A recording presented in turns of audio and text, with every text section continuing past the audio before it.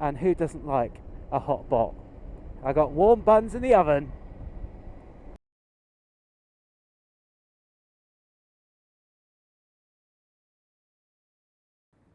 Hey, welcome to another edition of RiderCamTV.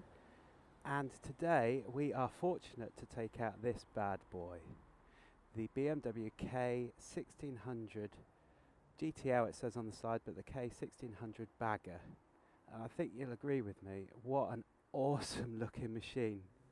1600cc, 170 newton meters of torque, 160 brake horsepower, 6-cylinder 24 valve, pure goodness. I really like the styling. I didn't think I would do, but I really like the styling.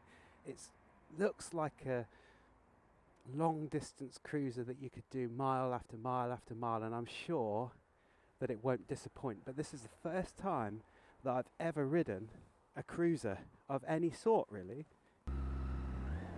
Now this has got the quick shifter, it's got dynamic suspension, it's got everything, absolutely everything. Oh my giddy aunt. You cannot even feel it changing gear. Do you know, it doesn't feel like I'm connected to the road. It does. It's a strange thing for me to say, but it's so much smoother than I'm used to. Even my GSA is a smooth bike, but this is something else. This is something else indeed. It's like I'm driving a battleship. Now that 336 odd kilos, surprisingly, isn't much of an issue.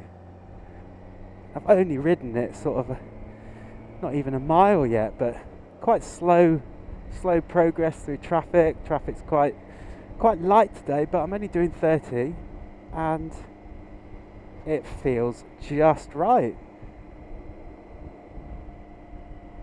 Really nicely weighted and smooth. That's the overall impression that I'm getting from this bike, is it is just smooth. The seating position, really nice. My knees are a little bit higher than I would expect, but I guess that's because there is the advantage of the foot. Now that slow speed manoeuvring, my giddy aunt, not a waver in it. Oh, and it's got power. Wowee, it's got power.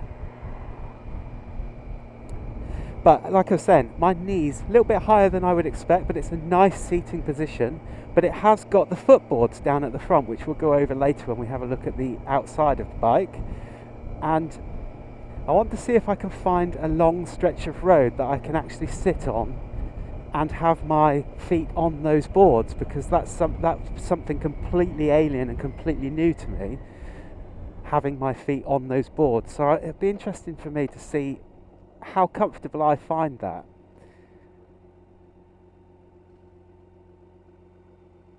Oh, this is like the RT on steroids. This is like the RT on steroids. And it's even got a hill start hold brake. Oh my giddy aunt. Oh, I love this bike already. Wowie, this bike is smooth. I know that people are going to get sick and tired of me saying that, but it is just smooth. Wow. And that 6-cylinder engine, the difference between the opposed twin on my GSA and this one is like chalk and cheese. Now my GSA I thought was smooth, but oh my gosh. Getting on this one, if you think the GSA is smooth, you want to try this one, you will be blown away. I was a bit skeptical before I moved off with the visibility all round, but as I said earlier on, this is like a BMW RT on steroids. feels the same in terms of how it's weighted, how it rides. It feels very planted on the road on the front end. And the mirrors, they are in the right place. And initially I thought, well, what a strange shape they are. But in actual fact, they're quite nice. And what I do like about these mirrors is that they have this end bit that gives you the other perspective, just to try and eliminate some of that blind spot that you might find if you didn't have that. But like I say, all around visibility really good, really well planted, and the seating position in terms of the handlebars is just right. Now I think over time I might have to just lift the handlebars up perhaps an inch or a couple of inches, because it does feel very low, although it is comfortable, but it would remain to be seen after a few miles of how comfortable that would be, or whether I'd need to change that around. The dials, exactly the same really as the RT. The instrument panel might be a tad bigger, but what I do like is that the numbers are a really clear font. And I know that people say, oh, you're really quite anal, Toby, what are you going on about this font? But if you're riding, certainly in this country, but 100% abroad, and don't want to get tickets, and there's police everywhere abroad especially, then you need to know what speed you're doing. And it's really hard to see the kilometres per hour on my GSA or GS or many of the other BMW range. But because they've put such a clear font on this, and it's a bigger dial, you can see that the kilometres per hour is just as readable as the miles per hour, which I think is a real plus. And that obviously from very, very small parts of detail like this, they are aiming at a touring market. And I've often thought, well, you know, why would you have such a big bike like this? I've got some friends with Indians and Harleys, you know, cruisers of all sorts, and I've often wondered, what is the point of having a cruiser? And I get it. And I know that I've only been riding this for like 10 minutes, but I get it. And I tell you what, with your feet on these boards at the front, now the ability to be able to do that with highway pegs and stuff on the GSA sometimes would be a real bonus, because riding on my GSA I do get a bit of a pain in the back sometimes, and just to be able to move my legs about and hips about would be really, really great. And I often find myself putting my feet on top of the pots either side of the bike, and this would eliminate it. I could see myself riding on this all day long, hundreds and hundreds of miles, until the tank ran out. Now surprisingly, because this bike is quite big and 336 kilos, which is probably about 100 kilos heavier than my GS Adventure, I don't actually feel like I'm riding a bike that's 336 kilos. I really don't at all. It feels like I'm riding a GS Adventure, just a lighter bike. It doesn't feel heavy at all. In fact, it feels just right. You've got the screen protection as well. I'm not sure that the screen protection, or the wind protection should I say, I'm not sure the wind protection is that great. Now that's on its full extent, and I have got wind coming into my eyes. Obviously if I take the screen right down, hopefully you can hear that, there is a lot more wind coming down across my helmet.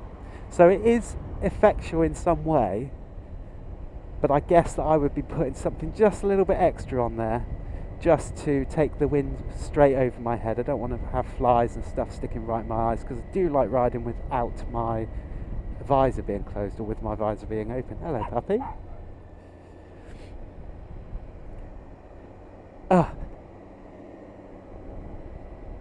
The seat, strangely comfortable, and it's got heated seats, front and back. And who doesn't like a hot bot? I got warm buns in the oven. But the power is there, and that's in 4th gear. Wow. Wowie. And I tell you what, this quick shifter, oh, immense. And look at this. How beautiful is this? So, our usual little car park so that we can stop and talk about the bike. Now, I am doing less than 5 miles an hour, and I just want to see how manoeuvrable it is. And it is quite planted. It's as planted as the RT. It doesn't seem as though I'm working hard to steer, although it is a little bit heavier on the front end than the RT, and I feel that the bike is actually leaning in when you turn the steering. It is actually leaning, and when it gets to a certain point, it seems to really fold in, and almost like that when you're turning around. However, it's quite comfortable, but there is that sort of that place. So I'll try and do it again. So I'm going around the corner, and there, it's almost like the tyre is like falling in, but so manoeuvrable, so manoeuvrable indeed. That's incredible for such a big bike. Absolutely incredible. Now, this bike has got something special on it as well. So let's go into neutral. Now, this bike has got an R button. What does the R button do, I hear you say? It's a reverse button. So you press and hold it, and you get the R there. Now, obviously, not in gear, you don't need the clutch. Now that its reverses gear is selected, it won't roll back. But what you do is you press and hold the start button, and it pushes it up a little bit, pushes the revs up and takes you back. And then obviously when you're stopped, still with the reverse selected, the bike's not going to go anywhere. So and that's really nice. It's not a reverse that kind of picks up speed. It seems to regulate its speed really slowly, so that when it's actually going backwards, it's not feeling like it's running away. So it's actually going really quite slowly, and I can feel the tension to stop it going faster and faster backwards, and that's really good. And I guess for a bike that's 338 kilos, and then you're going to add your body weight, and then you're going to add your luggage, and then you might add a pillion, to have a reverse gear on there, I would guess that it's a bit of a godsend for this bike, especially seeing as though it really controls the movement backwards rather than letting it build in speed and then getting carried away and then losing you and you're getting out of control. And certainly you don't want to be reversing into walls and stuff. Really, really good feature. And to deselect it, you just press the R again and you see that it comes back into neutral. So I'm going to put it into first gear and I'm going to turn it off. And I think you'll agree what an awesomely beautiful machine this is. Now obviously aimed clearly at the totally touring market, but surprisingly agile, surprisingly for its weight, really controllable,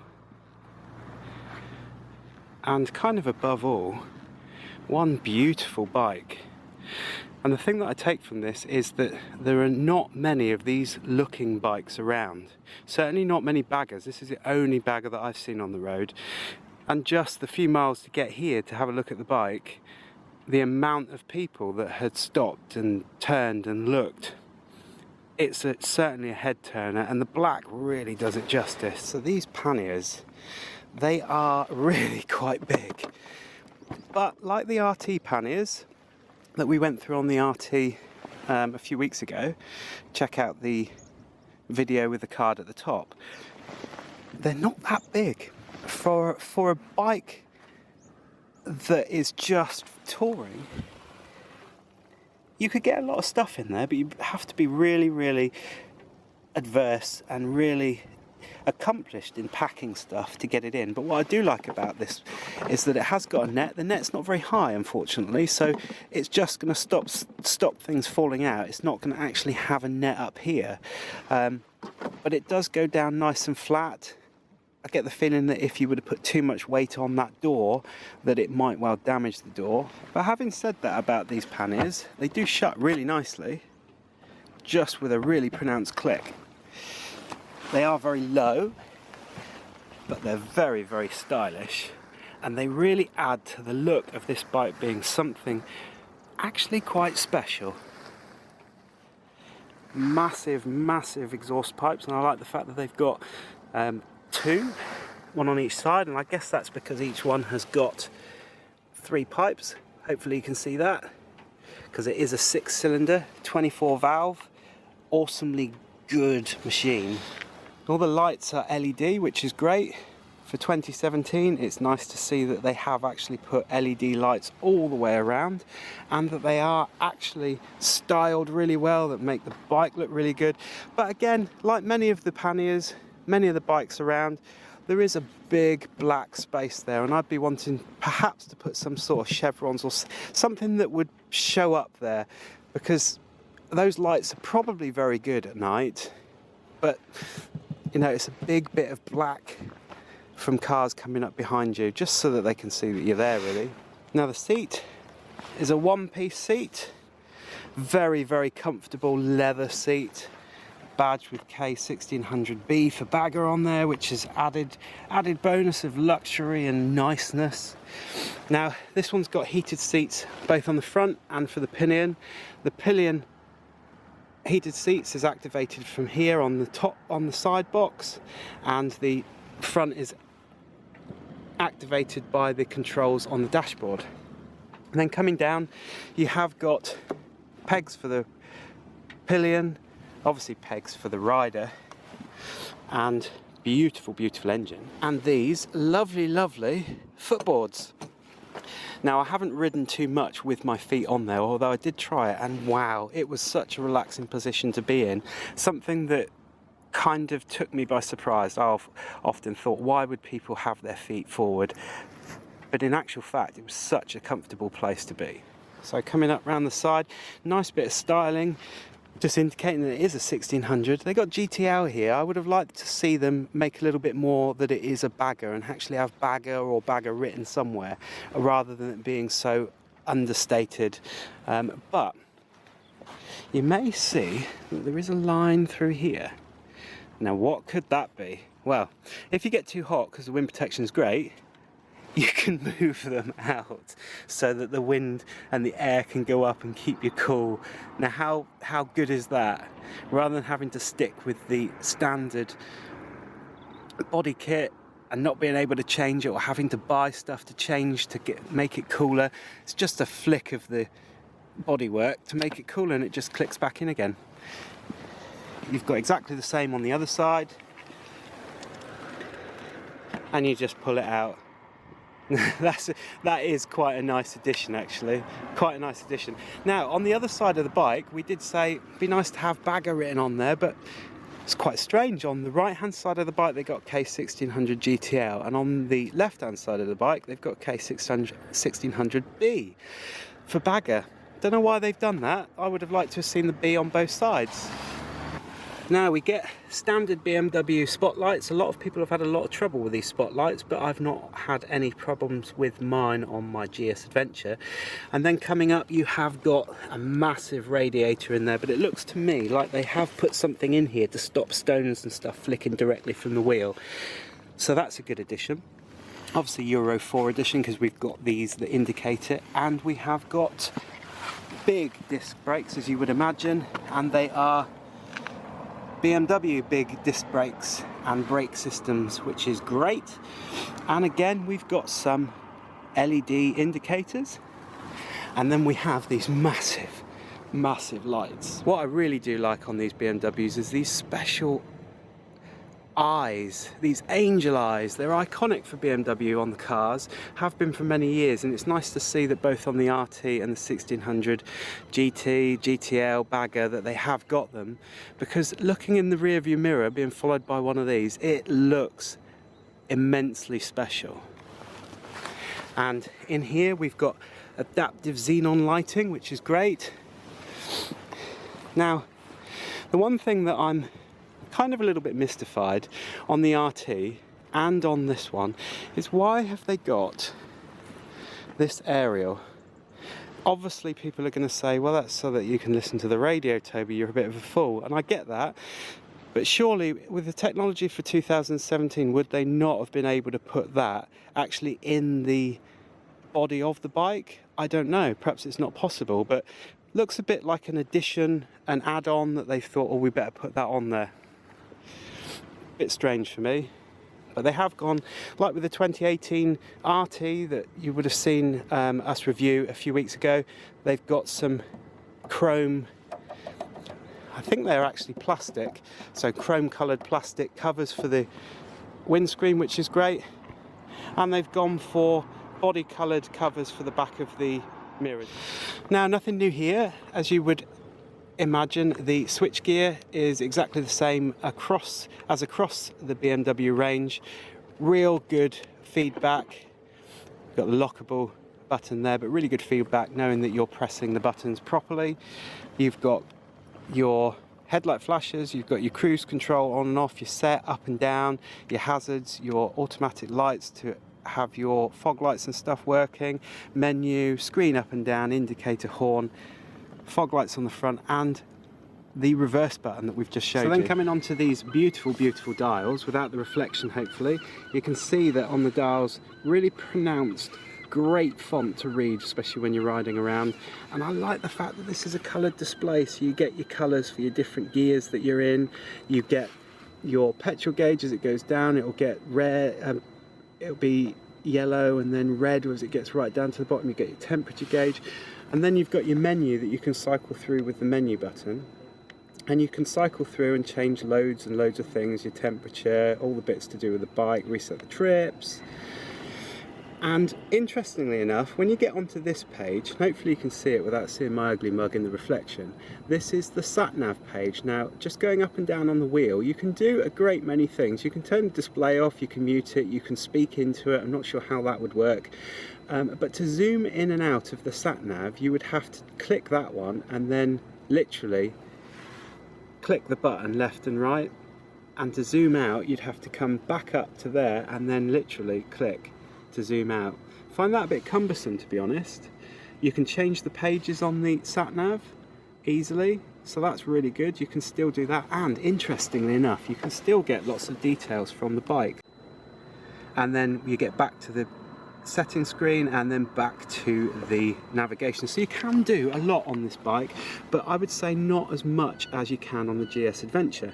So going to the next page, you've got your handlebar heat, and that is all done on the scroll wheel. And please, please, please, BMW, bring that to the GSA and the GS. It's so much better to regulate the heat rather than a little bit of heat and then burn your hands off. The next one will be your heating for your riding seat. Again, you can activate that and you get the handy little, if it'll focus, handy little orange blob where the seat is to tell you whether the heating is on and off. And then you can change your audio, you can go through all your different audio settings, which is awesome. Change the radio station, change the dynamic ESA, all your speed, all of that sort of stuff. So that is really good. In the sat-nav in and out, a little bit cumbersome, I must admit. You have to press this button, and then as you can see, it flicks that up and it makes the screen go up. So the bike needs to be on. Then you just literally pull it up and the same connections are in the back. You just push that and the sat-nav will come out. But you've actually literally got to take the sat-nav out and then try and feed it back in. And it was quite difficult to put it in, but once it's in, it's literally just press down until it clicks and the sat-nav is in there. The only downside for me is that where I'm sat, This is too high. This bit of plastic here is too high, so it's knocking out some of the font and the information there for me. And the whole sat-nav seems to be over too far. So you can see you've got this navigator, BMW Navigator 6 being shown there, but it's missing some of the screen off there. Not that great, I don't think. But I can still see the map, but it's not as good as I thought it would be. I thought that it should be just around the bezel. But what's your first impression of the bagger then, Mark?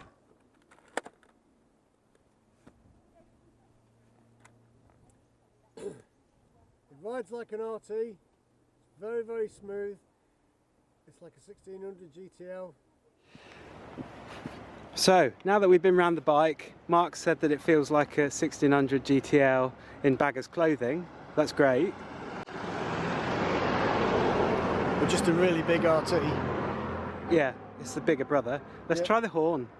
But we'll wait until it's quiet. Okay.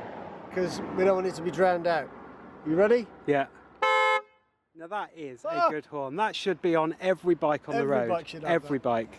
And you can hear the radio as well. I'm not sure I could ride around with that. I think I'd be a little bit too self-conscious of riding around with the radio blaring out. One of the things I do like about BMW bikes is that if you're comfortable with the arrangement of all of their dials and their gadgets and their buttons, then you can just kind of jump from one bike to the next bike without having to worry about where all the indicators are, that you're going to hit the horn by mistake, and you know, all of that stuff. It's just all in the same place. It works the same way. It's a tried and tested model of how things work, and it just does that. It just works. But we'll see if we can find a bit of an open road to be able to ride on, I think. It's funny, I almost feel like you're lording it up riding this. I would imagine it's probably quite like driving a top-of-the-range Mercedes or a Rolls-Royce around. You know, thinking, oh, look at this bike is amazing. Not necessarily look at me, but it gives you this nice, fuzzy, warm feeling that you're on something that's special. Now, in respect to how I would pitch this bike against other big cruise type bikes, this is the first one that I've ridden that's a kind of a cruiser, does everything but a cruiser type bike. So I've got nothing really in my head to compare it with, but if I was to compare it with, I guess what you could call its baby brother, the RT, it rides very much the same as the RT in terms of how it handles, the weighting of it, the seating position. Everything is very RT-esque, but on steroids. Oh, on steroids.